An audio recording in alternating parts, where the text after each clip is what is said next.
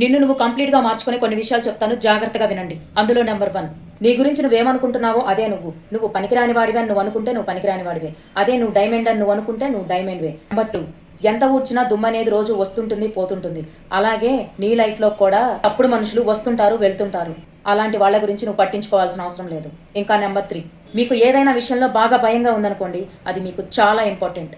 Number 4, తరచుగా మీకు కోపం వస్తుంది అనుకోండి, మీరేదో లిమిట్స్ క్రాస్ చేసి మీది కూడా తప్పు ఉందని అర్థం. నెంబర్ 5, మీరు ప్రతి దానికి ఓవర్గా రియాక్ట్ అవుతున్నారు అంటే మీరు ఫ్యూచర్లో బతుకుతున్నారు అని అర్థం. వెంటనే మీరు నార్మల్కి వచ్చేయండి, అంటే ప్రెజెంట్లోకి వచ్చేయండి. నెంబర్ 6, మీ గతం అనేది ఒక పుస్తకం లాంటిది, చదివి వదిలేయాలే కానీ మీ మెత్తినే పెట్టుకొని బరువు మోస్తూ ఉండకూడదు. నెంబర్ 7, మీరు వేరే వాళ్ళు రెచ్చగొడుతుంటే మీరు రెచ్చిపోతూ ఉన్నారంటే అది వాళ్ళ బలం కాదు, నీ బలహీనత అని గుర్తుపెట్టుకో. కంట్రోల్ అనేది నీ దగ్గర ఉండాలి, నిన్ను వేరే వాళ్ళు కంట్రోల్ చేస్తూ ఉండకూడదు. ఇదంతా నీ చేతుల్లోనే ఉండాలి. నిన్ను నువ్వు మార్చుకోగలగాలి, నీకు నువ్వే రిమోట్ అవ్వాలి. నీ లైఫ్